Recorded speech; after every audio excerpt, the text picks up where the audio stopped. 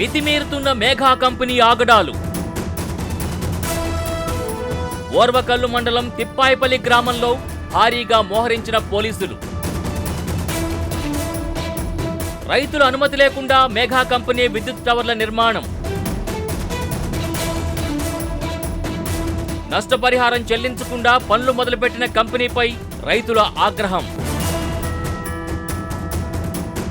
పనులు అడ్డుకున్న రైతుల్ని బలవంతంగా ఈడ్చిగెళ్లిన పోలీసులు.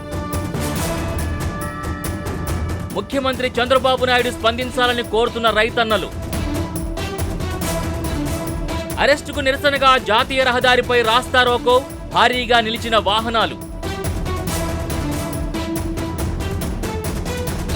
అయినా పట్టించుకోకుండా తీగలు లాగుతున్న మేఘా కంపెనీ సిబ్బంది.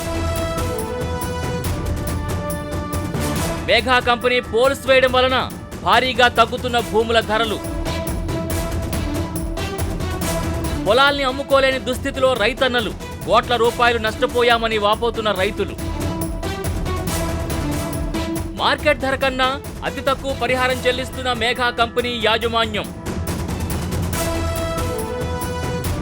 రైతన్నల నిరసనలు పట్టించుకోకుండా తీగలు లాగుతున్న సిబ్బంది. విద్యుత్ టవర్లతో నిండిపోయిన తిప్పాయిపల్లి గ్రామం. రోజురోజుకు పెరుగుతున్న రేడియేషన్ ప్రభావంతో గ్రామస్తులకి తీవ్రమైన ఆరోగ్య సమస్యలు. రైతులకు నోటీసులు ఇవ్వకుండా పోలీసుల సాయంతో బలవంతంగా టవర్లు నిర్మించి కేబుళ్లు లాగుతున్న కంపెనీ. నిలదీసిన రైతుల్ని బెదిరిస్తున్న మేఘా కంపెనీ యాజమాన్యం. తమకు రక్షణ కల్పించాలని కోరుతున్న రైతులు. కర్నూలు జిల్లా ఓర్వకల్లు మండలంలోని తిప్పాయిపల్లి గ్రామంలో ఒక్కసారిగా ఉద్రిక్తత నెలకొంది. రైతుల అనుమతి లేకుండా, ఎటువంటి ముందస్తు నోటీసులు ఇవ్వకుండా మేఘా కంపెనీ విద్యుత్ టవర్ల పనులు ప్రారంభించటమే దీనికి కారణం. పొలాల్లో విద్యుత్ టవర్లు, తీగలు వేసే పనుల్ని అడ్డుకోవడానికి రైతులు ప్రయత్నించారు. తమకు నష్టపరిహారం చెల్లించకుండా పనులు ఎలా చేస్తారంటూ నిలదీశారు. అయితే అధికారుల ఆదేశాలతో పోలీసులు రంగప్రవేశం చేయడంతో పరిస్థితి మరింత ఉద్రిక్తంగా మారింది. పోలీసులు ఎంత చెప్పినా రైతులు వినకపోవడంతో సుంకిరెడ్డి, సుధాకర్, బషీర్ అహ్మద్ సహా పలువురు రైతుల్ని పోలీసులు బలవంతంగా అదుపులోకి తీసుకుని స్టేషన్కు తరలించారు. రైతుల అరెస్టు వార్త తెలియగానే రైతు సంఘం నాయకులు ఆగ్రహం వ్యక్తం చేశారు. జాతీయ రహదారిని దిగ్బంధించి భారీ ఎత్తున రాస్తారోకో నిర్వహించారు. నష్టపరిహారం ఇచ్చే వరకు పనులు ఆపాలని, అరెస్ట్ చేసిన రైతుల్ని వెంటనే విడుదల చేయాలని డిమాండ్ చేస్తూ నినాదాలు చేశారు. ఈ రహదారి దిగ్బంధం వల్ల కిలోమీటర్ల మేర వాహనాలు నిలిచిపోయి ప్రయాణికులు తీవ్ర ఇబ్బందులు ఎదుర్కొన్నారు. చివరికి పోలీసులు రైతు సంఘం నాయకులతో చర్చలు జరిపి అరెస్ట్ చేసిన వారిని విడుదల చేస్తామని హామీ ఇవ్వడంతో రైతులు ఆందోళన విరమించారు. అయితే పోలీసుల అరెస్టు సమయంలో తన వద్ద ఉన్న 20,000 నగదు, సెల్ ఫోన్ పోయాయని రైతు సుంకిరెడ్డి ఆవేదన వ్యక్తం చేస్తున్నారు. న్యాయం జరిగే వరకు తమ పోరాటం ఆగదని రైతులు స్పష్టం చేస్తున్నారు. గ్రామ పొలిమేరలో రైతులతో కలిసి ఇక్కడ మన మెగా కంపెనీకి సంబంధించి లైన్ పోయింది. ఇక్కడ కరెంట్ లైన్ ఇది నాగలుటు నుండి ఇక్కడ సైడ్ గ్రీన్ కో దగ్గరికి పోతుందని చెప్పేసి ఇక్కడ రైతులు చెప్తా ఉన్నారు. ఇక్కడ ఉన్నటువంటి భూములు ఏవైతే ఉన్నాయో ఆ భూములకు సంబంధించి దాదాపు 40-50 లక్షల దాకా ఇక్కడ రేటు పలుకుతున్న పరిస్థితి ఉంది ఎకరా. అయితే ఆ ఎకరా 40-50 లక్షలు పోయేటువంటి భూములు ఈరోజు ఏదైతే ఈ కరెంటు పోయిందో, ఈ కరెంటు పోయిన తర్వాత 5 లక్షల నుండి 10 లక్షలు కూడా పోయేటువంటి పరిస్థితి లేదు.